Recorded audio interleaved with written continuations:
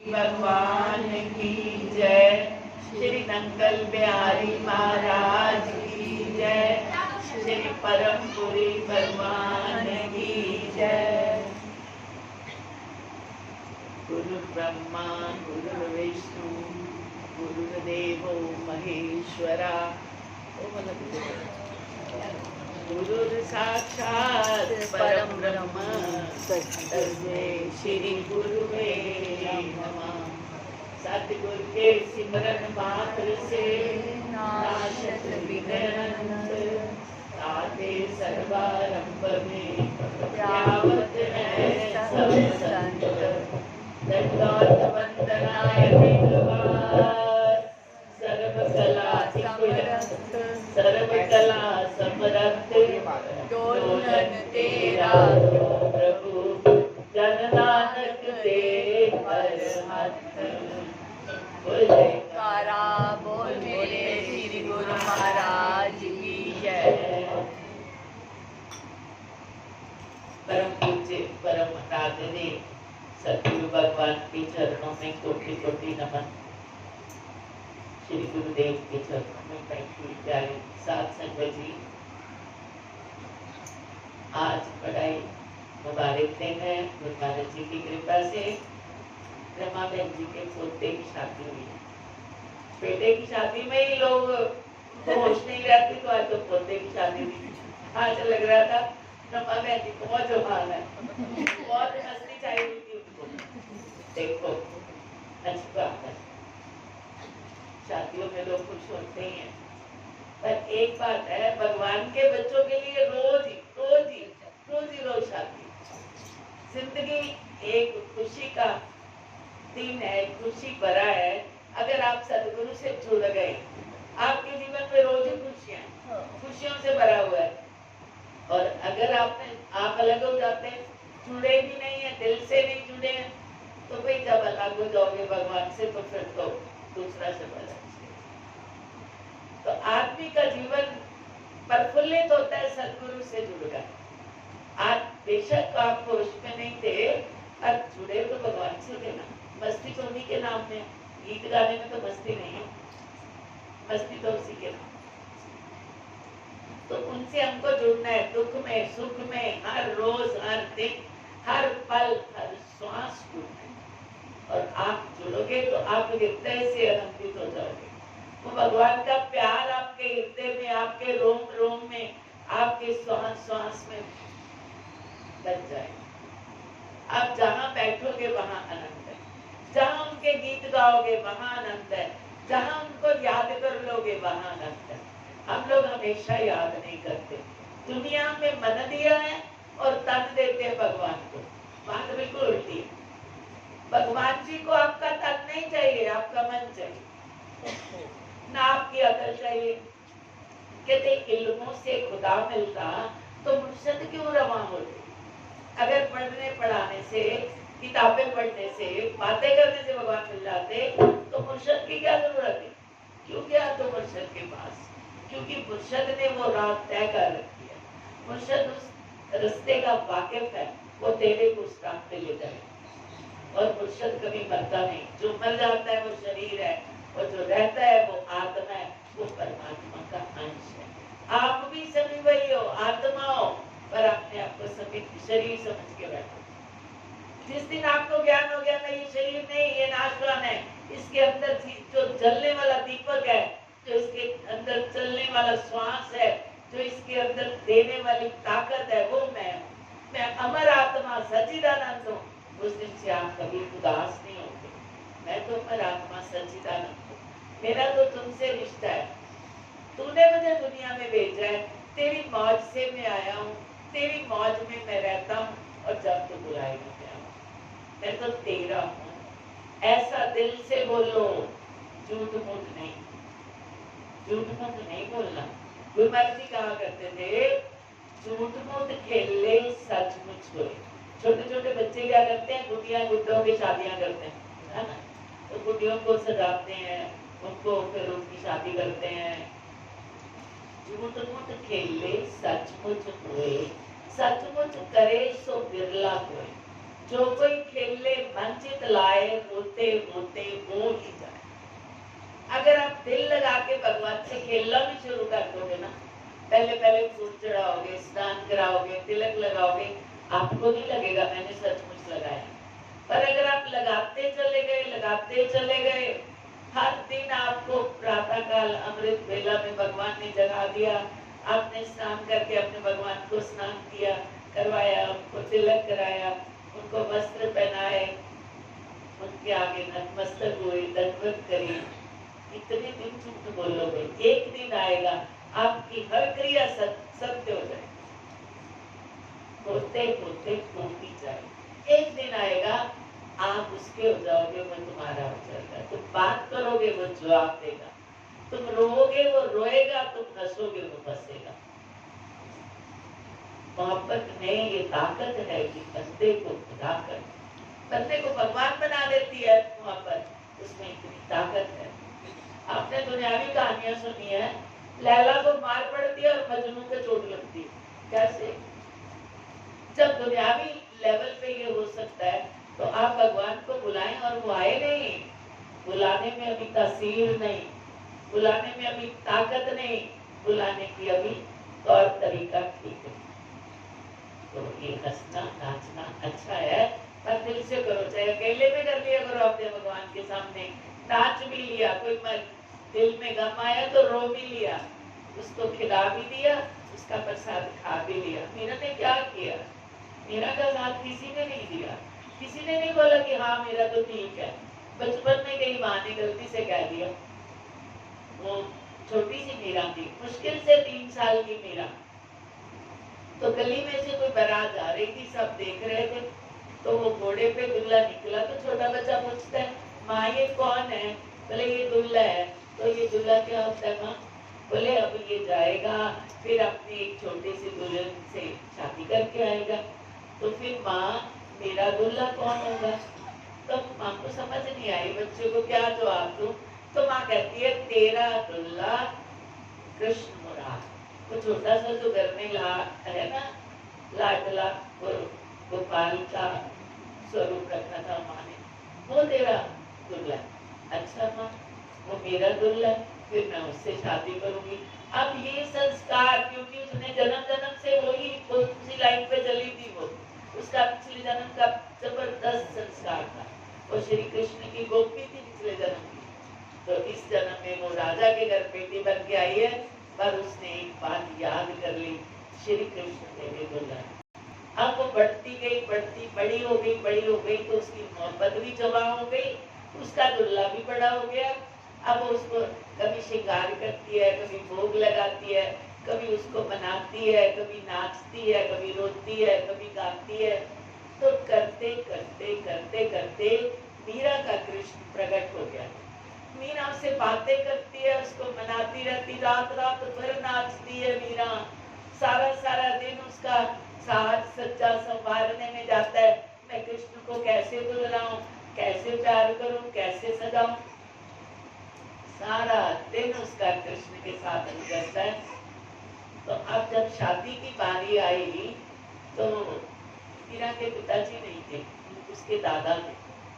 वो दादा, जब माँ ने कहा, जो भोजराज जी है ना मीरा के पति, वो जो मीरा की ताई जी है ना उसके भतीजे, वो अपनी ताई से मिलने आए मीरा के घर। तो घर में पहले मंदिर आ गया, तो मंदिर में वो रुक गए, क्योंकि वहां पे एक लड़की नाच रही थी। वो कौन थी? मीरा। और मीरा इतना मस्त होके नाच रही, उसे कोई नहीं पता कौन जा रहा है, कौन आया, क्या हुआ। उसको तो ये पता गिरधर है और मैं हूँ। और वो इतना मधुर नाचती थी मीरा, और इतनी सुंदर थी मीरा, किसी अपस्ता से कम नहीं थी, इतनी सुंदर थी। उसने नाचते नाचते गाते गाते कितनी देर हो गई, भोजराज देखते रह गए। उस जमाने में छोटे बच्चों की शादियां कर देते थे, 12, 13, 14 साल की उम्र। भोजराज भी छोटे थे। तो वो आगे कहते हैं अपनी बुआ से कि बुआ, वो जो लड़की नाच रही थी मंदिर में, वो कौन है? बुआ ने बोला वो मेरी देवरानी की बेटी है मीरा। वो हमारी बच्ची बचपन से लेके आज तक उसको श्री कृष्ण से प्यार है, वो उसी के आगे नाचती है, उसी को सुलाती है, उसी के आगे भोग रखती है, उसको खिला के खाती है, सुला के सोती है। वो मीरा है। अच्छा बोला, मीरा है, आपके घर की बेटी है, पर मैंने तो संकल्प कर लिया मुझे तो उसी से शादी करनी है। कहते अब ये तो मीरा ही बताएगी उसको किससे करनी। तो मीरा से पूछा गया, भाई मीरा तेरी शादी करनी है बता। कहती माँ तूने बोला था मेरा दूल्हा कृष्ण है, मैंने तो कृष्ण से शादी करनी और किसी से नहीं करनी। तो सब बड़ा गुस्सा करने लगे, वो तो तू छोटी थी, तेरा मन बहलाया था, तेरा ऐसे किया था। वो कहती मुझे नहीं पता, मुझे मेरे दूल्हा कृष्ण, मेरी शादी होगी तो श्री कृष्ण से होगी। इधर भोजराज ने कहा कि बुआ मैं भी क्षत्रिय हूँ, मैं राजपूत हूँ, मैंने भी संकल्प किया मैंने इस लड़की से शादी करनी। तो बोले करनी है तो फिर उसी से बात कर ले। तो मीरा बहुत अकलमंद भी थी, बड़े बड़े संतों को मिली थी, वो छोटी मोटी नहीं थी कि ऐसे ही बात कर रही थी। रविदास जी महाराज उसके गुरुदेव हैं। तो मीरा ने कहा, भोजराज ने पूछा कि मीरा जी मुझे आपसे शादी करनी है। वो कहती मेरी भी एक शर्त है, मेरी ये शर्त है कि मेरे दुल्हा तो श्री कृष्ण है। आप मेरे साथ अगर दुनियावी तौर की शादी करनी हो तो कर लें, पर आप मेरे दोस्त रहेंगे, फ्रेंड रहेंगे। मैं आपसे भगवान की कथाएं करूंगी, भगवान की बातें करूंगी, पर मेरे पति तो श्री कृष्ण है। वो बोले अब कुछ भी हो जाए, मैंने भी भगवान के आगे कह दिया है तो मैं ऐसी शादी करूंगा, जैसे तू बोलेगी वही करूंगा, पर मीरा जी शादी में आप ही से करूंगा। आप बात तय हो गई। इधर मीरा जाती है दरबार में, अपने दादा से पूछती है, दादा क्या एक लड़की की दो शादियां हो सकती? बोले बिल्कुल नहीं। कहते तो देख राजाओं की कभी रानियां क्यों होती है? बोले लड़का ज्यादा शादियां कर सकता है पर लड़की नहीं कर सकती बेटा। लड़की जो है उसके ऊपर बहुत बड़ी जिम्मेवारी है, उसकी संतान अपवित्र हो जाती है, इसलिए उसका एक ही पति होता है। तो बोली दादा मेरे पति तो कृष्ण। अब बात पहुंच भी दूर दूर तक गई, भोजराज जी को भी पता चल गया, पर वो भी इतने पक्के और सच्चे थे, उन्होंने बोला मेरी शादी मीरा से होगी। और मीरा कहती है कि हे कृष्ण मैं तब मानू अगर तू मुझसे सचमुच में शादी करने आए। ऐसा मीरा जी की कथा में आता है कि वो ससुराल वाले कुछ सामान भेजते हैं लड़की के लिए। तो जिस दिन सामान आया उससे एक दिन पहले द्वारिकाधीश के वहां से भी सामान आया, ठीक वैसा सामान जो सामान होता होगा, उधर से भी आया उधर से भी आया। और रात को मीरा सोई और श्री कृष्ण ने उससे शादी करी और उसके हाथों में मेहंदी लग गई। उसके वस्त्र इतने सुंदर इतने बढ़िया, और जब वो ऐसे कहती है वो बहुत खुश है कि माँ आदि कृष्ण आए, कृष्ण ने मेरे से शादी करी और कृष्ण ने मेरे को सारा सामान भेजा है। माँ सारे हैरान, दोनों ट्रंक खोले गए, वही सामान उसमें भी था वही उसमें था। फर्क क्या था कि जो मीरा जी का सामान द्वारिकाधीश से आया था ना, इतना खूबसूरत था, ऐसे ऐसे हीरे थे जो दुनिया में नहीं मिलते। तो ये तो भोजराज भी मान गए, ये सब मान गए कि मीरा की शादी तो भाई श्री कृष्ण से हुई। अब मीरा ससुराल चली जाती है। महाराज भोजराज बहुत दयालु थे, उन्होंने अपनी माँ को बहन को समझा दिया कि मीरा जी को तंग नहीं करना, पाप लगेगा। उसने नारायण को साक्षात्कार किया, उसको करने दो जो करती है, ये शुक्र करो वो हमारे घर में है। बहुत अच्छे थे वो, पर वो बहुत दिन जिंदा नहीं रहे, 5-10 साल जिंदा रहे। तो किसी युद्ध में उनको चोट लगी, जबरदस्त चोट लगी, जिससे उनकी डेथ हो गई। डेथ होने से पहले भोजराज जब लेटे हुए हैं, अंतिम श्वास गिन रहे हैं, तो उन्होंने मीरा को याद किया कि मीरा को बुलाया जाए। भोजराज का भाई खड़ा है, भाभी, माँ, बहन, मुदा भाई, और मीरा जी को बुलाया गया। तो उन्होंने कहा मीरा मैं मानता हूँ घर में कोई माने ना माने कि तू श्री कृष्ण को प्रकट कर सकती है। मीरा आज कुछ ऐसा गा कि मैं तेरे उस इष्ट देव को देखते देखते प्राण त्याग कर दूं। और मीरा ने गाया, मीरा ने इतना मधुर भजन गाया और भोजराज जी के माथे पे हाथ रखा। महाराज अब आंखें खोलिए, देखिए मेरे कृष्ण आपके सामने आएंगे। और वो आए और उन्होंने प्रणाम करके शरीर त्याग किया। और उसके बाद मीरा जी का क्या हुआ आपको पता है। उनके जो दूसरे भाई थे जब वो राजा बने तो उनको ये सब अच्छा नहीं लगता था, उनको झूठ मूठ लगता था। भक्त की गति तो भगवान जानते हैं, संसार नहीं जानता। वो कहेगा भी तो लोगों ने ऐसे ही करता है, इसको बड़ा पता चलता। तो धीरे धीरे इतने कष्ट आए मीरा पर मीरा ने त्याग नहीं किया अपने ससुराल का। मीरा ने तुलसीदास जी को एक चिट्ठी लिखी है।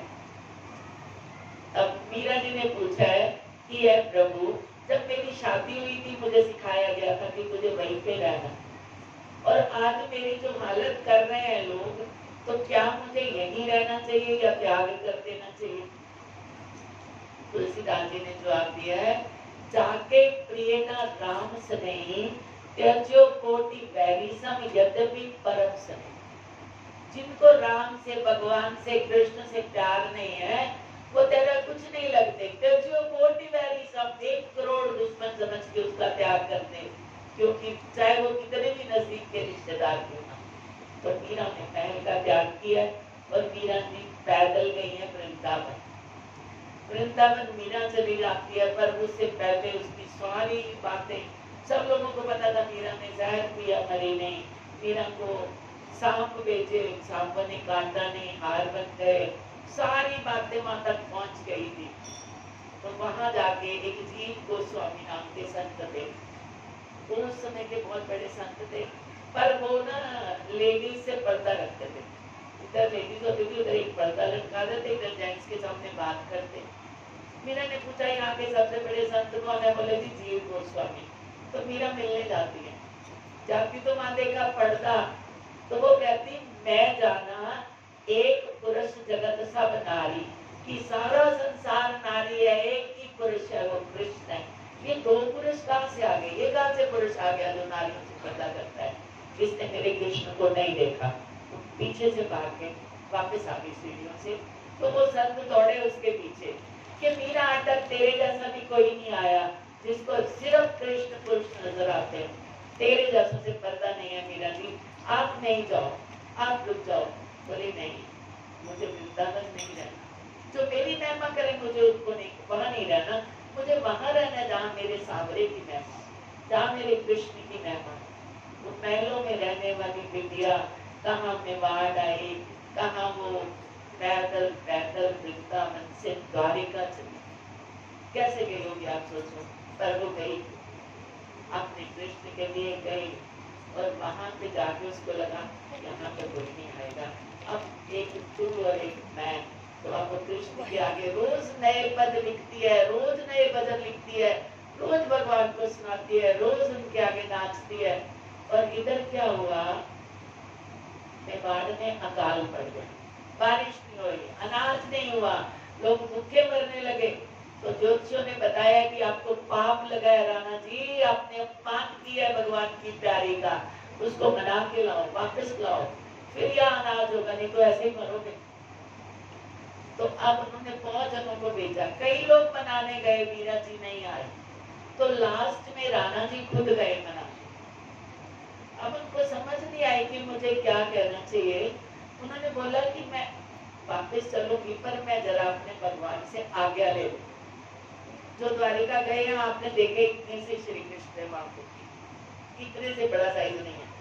तो वो श्री कृष्ण के पास जाके रोने लगी कि कान्हा, तेरे को ये भी अच्छा नहीं लगा कि मैं तेरे पास रह जाऊं, तो अभी मेरे को क्या होगा, मैं क्या करूं, मैं वापस वहीं भेजना चाहता था मेरे को। पता नहीं उसने कैसे बोला कि भगवान जो है एक बार मजाक करने लगे, क्या करूं मैं, चली जाऊं, तो भगवान कहते हैं चली जा।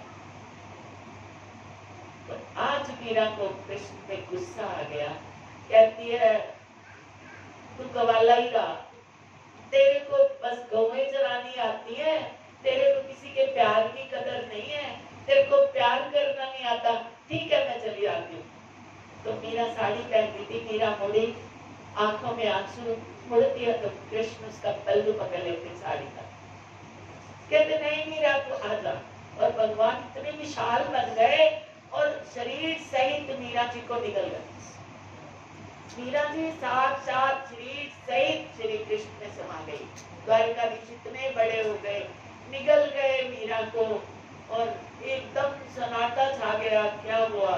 और भगवान फिर छोटी अवस्था में आ गए और उसकी साड़ी का पल्लू मुंह से लटक लगा। कोई ये ना कह दे कि मीरा कहीं समुद्र में बदन चलाक लगा दी है, मीरा कहाँ चली गई है, मीरा कहाँ गई। नहीं, भगवान 3 दिन तक उसकी साड़ी का पल्लू लटका रहा और फिर वो भी निकल गई। ये इसको मोहब्बत कहते हैं, ये प्यार है। जिंद जान कुर्बान करनी पड़ती है, ऐसे थोड़ी बातों से खुदा नहीं मिलता भाई, कुछ करना पड़ता है। जब से पैदा हुए तब से भजन गाने लगे, जब से पैदा हुए भगवान को याद करने लगे, अभी करते ही जा रहे हो। कभी उसका जलवा तो देखो, उसका प्यार तो देखो, उसकी हंसी तो देखो, उसका रूठना तो देखो, हर अदा में मस्ती है। करके देखो, ये करने की बात है, कहने की नहीं, करने की है। तो प्रेमियों, गुरुमुखों, आज बहुत ही सौभाग्यशाली दिन है। ये हमारे बच्चे शादी करके महाराज जी के चरणों में आशीर्वाद लेने आए। महाराज जी तो हर चीज का स्वागत करते हैं। जब भी आओ, जब जाग आ गई पूछो, जब भी आओ, गुरु दरबार की तरफ से, महाराज जी की तरफ से बच्चों को बहुत बहुत आशीर्वाद, प्यार। और मैं समझती हूँ जो बच्चे गुरु महाराज जी के दरबार में आके ज्यादा भाग्यशाली। सबके घर में गुरु महाराज जी नहीं होते, सबके घर में आरतियां नहीं होती, सबके घर में भगवान जी से खेला नहीं जाता। खेलना तो सबको है, कोई दुनिया से खेल रहा है, कोई ठाकुर से खेल रहा है, वो भाग्यशाली है जो मेरे भगवान से खेल रहा है।